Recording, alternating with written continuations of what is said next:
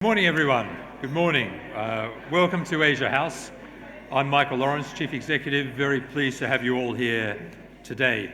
And today, our focus is the development of artificial intelligence in China. We're producing today's event in partnership with the Chenggang Graduate School of Business.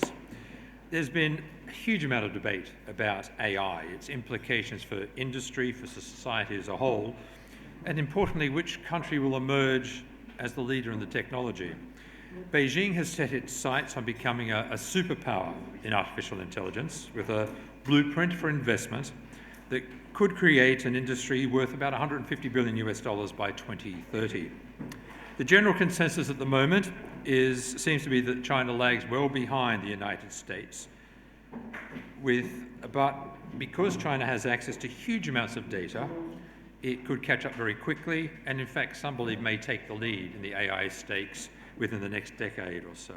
Well, today we're joined by one of the world's leading experts on the Chinese economy. Chenggang is Professor of Economics at the Chenggang Graduate School of Business. He's also the Director of the Center for AI and Institutions.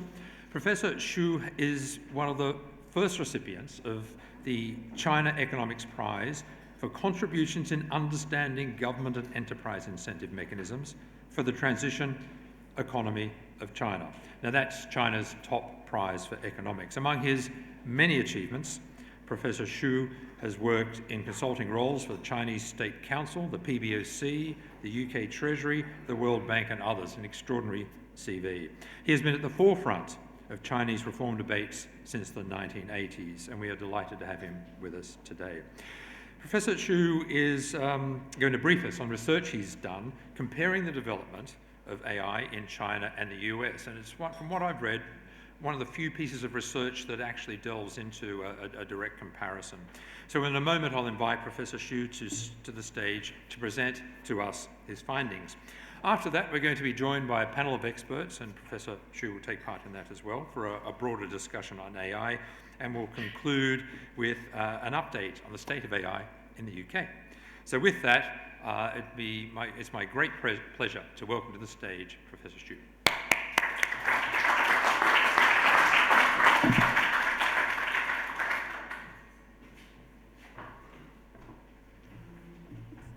Thank you so much, Michael, for the generous introduction, and thank you everyone for coming, and thank you for inviting me here to share my views about this important issue.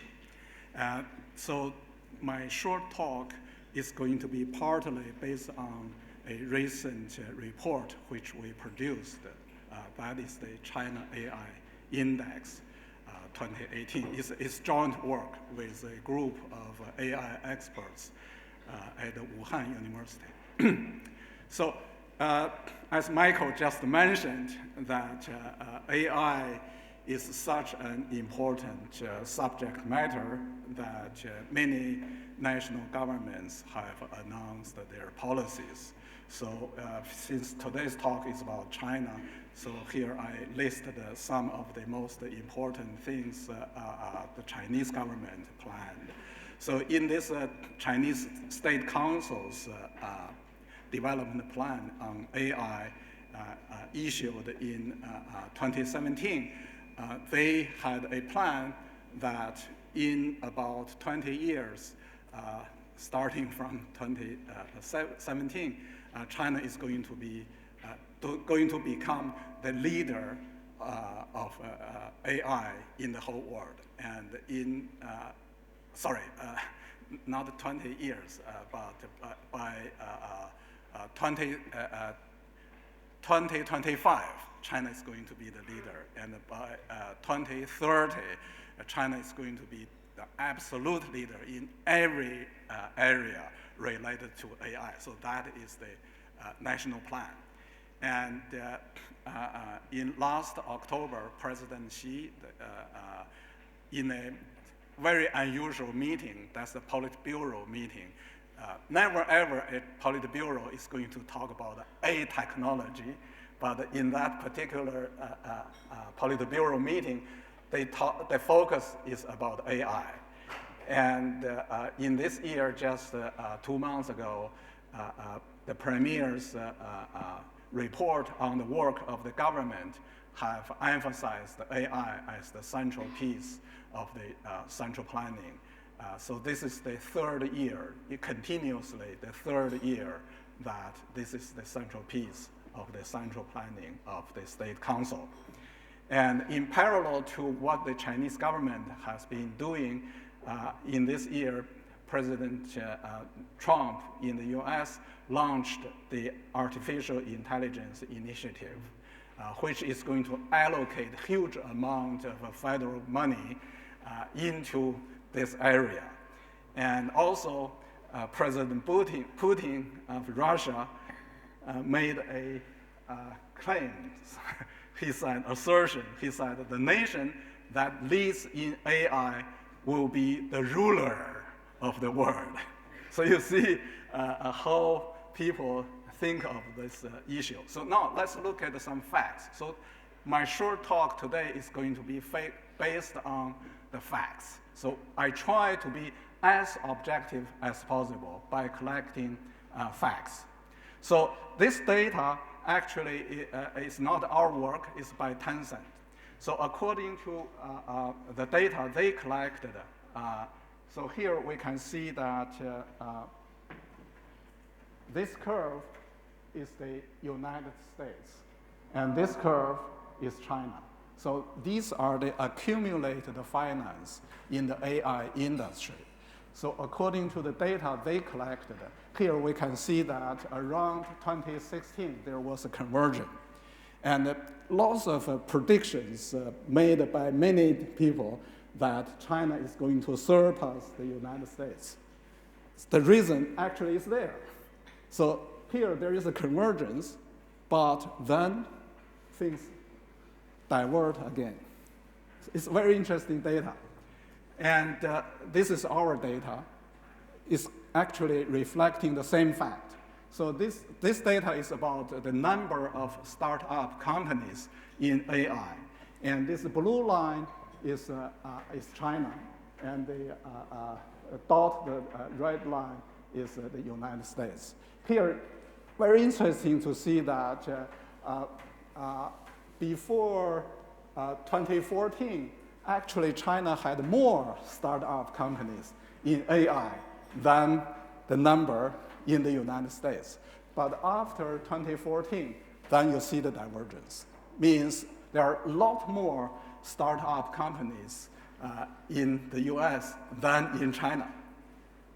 Actually, Tencent, when they reported the situation that there is a divergence in the recent couple of years, the reason behind this is because the lack of new ideas in China. So that's their finding. And our data basically consistent with what they have discovered. And now this is a statistics about the total number of AI firms arranged by nations. And so at the top is the United States, and the second is China, and the third is the UK. So, but here you can see that the number one and the number two, the gap is very large. And of course, number two and number three, the gap is also very large. And then by cities. So here, there is a statistical problem. What do they mean by city, right? So by this artificial way of organizing the data, then Beijing city is number one.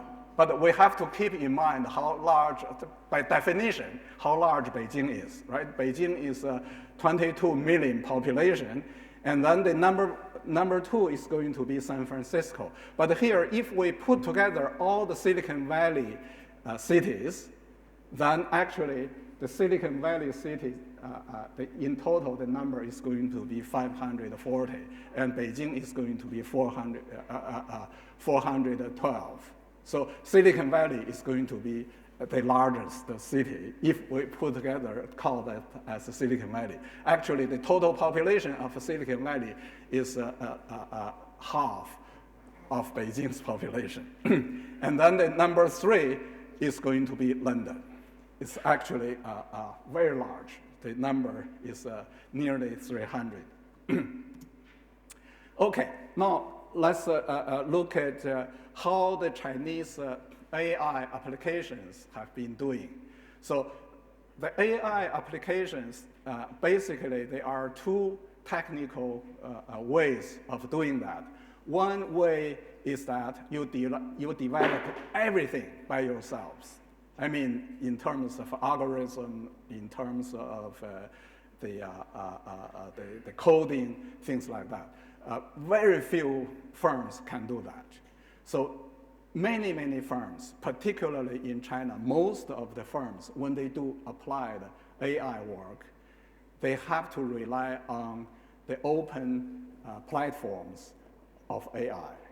So then here we collect data to see what kind of open AI platforms the Chinese firms have been doing and the US firms have been doing.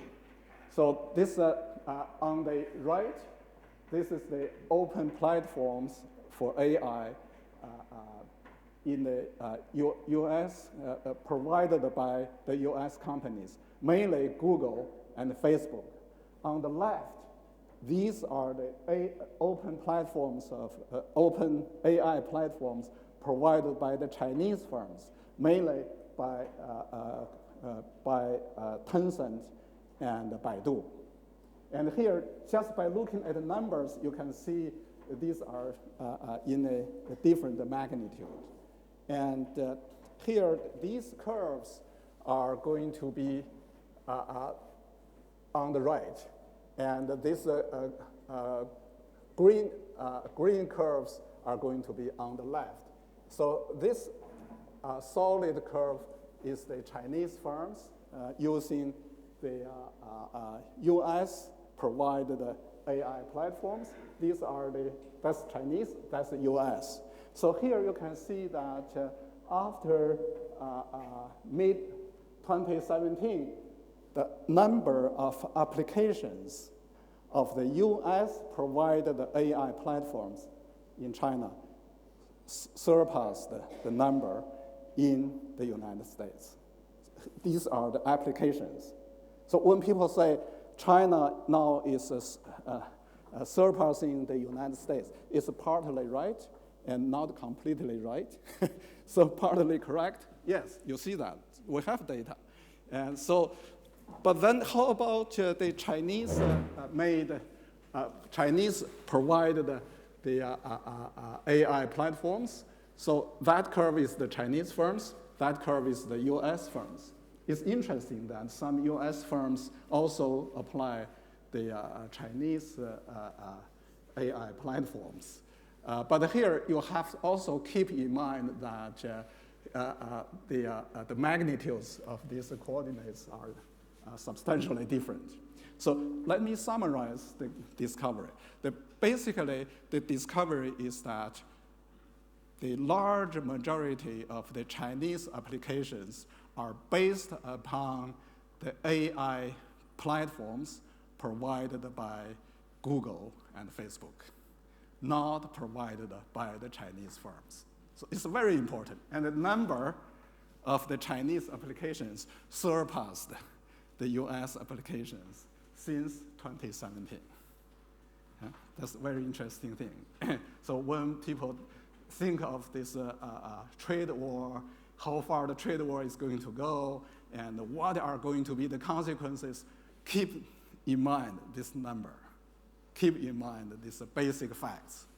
So these two countries are intertwined technologically. So now let's look at the basic research. So when we look at the basic, again, here there are lots of claims that China is doing even stronger than the situation in the United States. Now let's look at the numbers. So here, let's first look at the citations of the publication, of the published scientific papers. And here, this line is the total number of citations by the American authors. And this line is the total number of citations by the Chinese authors. So here you can see that in terms of citations, the US authors have made a lot more than the Chinese authors. So this is a kind of aggregate measurement about the impact in the scientific research. But if we look at the total publications instead of citation, then the situation is somewhat different. So here you can see that this is the total publications by the American authors, and this is the total publication by the Chinese authors. So here you can see that the gap is a lot smaller, and there is a trend of convergence, which means that the Chinese researchers tend to publish, gradually publish the same number of papers than the counterparts in the United States. But here, the AI is a very fast programming area, progressing area that nowadays perhaps most of the important papers are not going to be published in journals anymore. Instead, these are going to be published in conferences. So once someone publishes that in a conference, that's it. So they don't bother to do a paper, to publish a paper in a journal because it takes too much time. So they work so hard, very fast. So therefore, focusing on conference is more relevant than focusing on journals. So here, this is a aggregate number about the total publications in conference. So the reason here the conference participation is equivalent to a paper is because the rule of the conference is that only when your paper is accepted by the conference, you participate. So everyone participate at a conference means they have a paper in the conference, and the paper is accepted. So there is a peer review process. So then here, if we compare that, you will see that here, this is the US number, this is the Chinese number. These are the international conferences. So here you see the gap is there, and there's no convergence. So this is more reflecting on the frontier. And then if we, so the citation I showed was an aggregate stuff. Oh, right, okay. Right. So this is the total citation. So if we aggregate everything together, then here we can see that the total citation, that's the US, that's China. There is a trend of a convergence. But if we disaggregate, because some papers are cited a lot, some papers are cited perhaps only once, couple of times. So we have to distinguish these different types of publications. So then, right, okay, that is the citation for the conference. Here we can see that there's no convergence if we look at the conference. So now let's disaggregate the citation. So this is the highest citation. Our standard is a paper being cited for no less than 1,000 times. So these are the leading papers, have biggest influences in the area. So then that's China. and those are the United States. So basically here you can see that the gap is huge, and there's no clear evidence showing a convergence. And so that's the highest citation conference papers by the same standard. And this is China, which stopped here, because after this year, there's no high citation anymore for the Chinese authors. And those are the highest citations by the American authors. So if I translate these numbers back to reality, so what do these numbers mean? The meaning is that the authors who have the biggest impacts leading the area of AI, most of them are the authors working in the United States. Here I emphasize, when I say American, I didn't mean American citizens. I mean the authors working in American institutions. Some of them are Chinese. So that's the key, right? And of course, many of them are British. Lots of them are British, and Israelis, right, Indians. So, but the key is where the institution is located. That's the key. And then if we look at the papers without citation, the number of published papers, no citation at all, then here you see an interesting thing. This red line is the American number of papers published by American authors. These are the number of papers published by the Chinese authors. Here you can see that after 2012, China becomes the largest country producing this type of papers. And for a conference here, the red line is China, the blue line is the US, and here you can see that starting from 2007, China has produced a lot more conference papers, but never been cited by anyone. But again, if I translate this back to reality, what do this mean? So that means that academically, these papers never been cited by anyone, means these academically have no impact. But are these wasteful research? Not necessarily, because many of these papers are applications. So if a paper is about a very narrowly defined application, others have no interest about this type of application, then academically it has no value, but commercially it might have value. So we don't have a simple conclusion can be drawn just by looking at these numbers.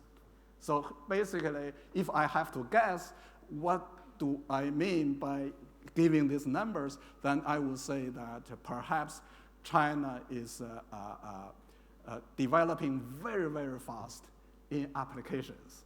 But in terms of basic research, China is still lagged behind substantially. So that's the meaning of these numbers. And then if we look at the manpower, so the data is based upon LinkedIn. So if we look at the manpower, so that is their statistics. According to LinkedIn, by year 2017, the US have nearly 1 million experts in AI, and the UK has 140,000 experts in AI, but China has only 50,000 AI experts. Here, I have to qualify the source of the database, because this is LinkedIn. LinkedIn means so the AI experts, they have to voluntarily join LinkedIn. But who are going to joined LinkedIn. So these are usually active researchers active in the sense of international environment. So it's possible that some of the Chinese AI experts are not active internationally. Perhaps some of them even don't speak English. So if they don't speak English, if they are not active internationally, then they don't join the LinkedIn. So therefore, the number could be biased. But still, you see the difference. And then if we look at the structure of this manpower, here we can see that most of the Chinese AI experts do not have lots of experiences. So most of them have less than 10 years of experiences. But in the US, most of them have more than 10 years of experiences. So not only the total number of the Chinese experts is much smaller, not only smaller than the case in the US, but also substantially smaller than the number of experts in the UK. But also they are less experienced. Then if we look at the firms, the size of the firms in AI, if we compare China with the United States, then here we find that most of the AI firms in the US are small firms. Most of them are small, and many of those are very, very small. But for the firms working in the integrated circuits, in the chips, these are large firms. So if we look at the comparison, this is for the chips. For making the chips, here in the US, the average size is more than 500 employees. But in China, the average size is slightly more than 100. It's much smaller because the Chinese firms usually have no equipment.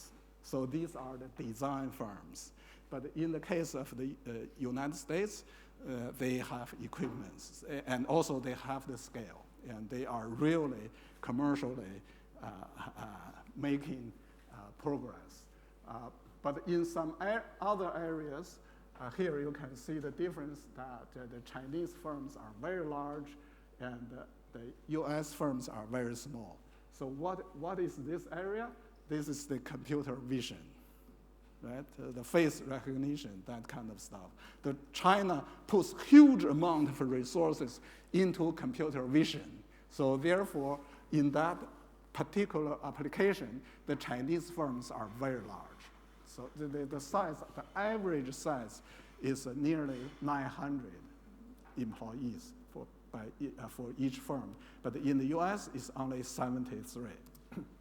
So this is another way of looking at the distribution of the sizes in China and in the United States. So here, for the firms which are very small, just smaller than 10, so a firm just have a few employees, so then you have a large number of firms in the United States, but only 8 in China.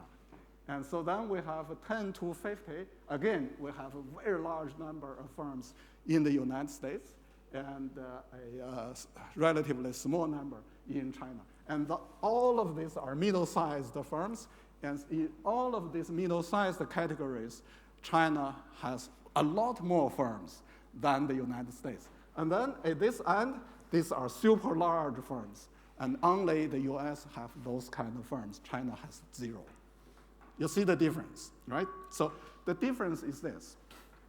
For the super large firms, that means these are really in operation.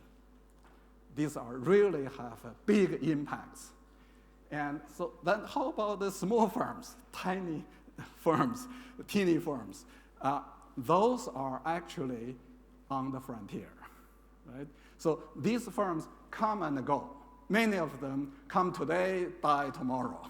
So these are on the frontiers. And that is actually the way R&D makes progresses.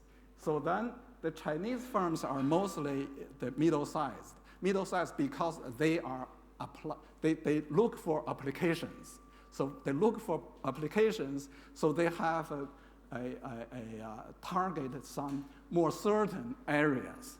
So then they are affordable to have a middle size. And so now, if we try to look at the future of the applications, so the applications of AI really depends on data, depends on connectivity. So this is the data compiled by Huawei. Huawei, as a communication firm, their most important job is about the connectivity. So therefore, they compile the global data on the connectivity. So then here, it shows that in terms of connectivity, China is actually not so advanced. So China is in the middle.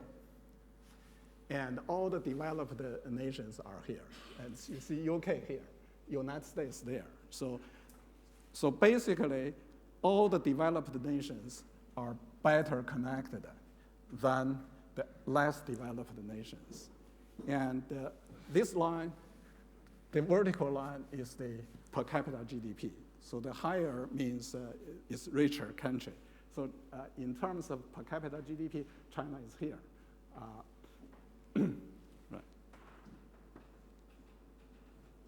Okay, so that's my talk. Thank you.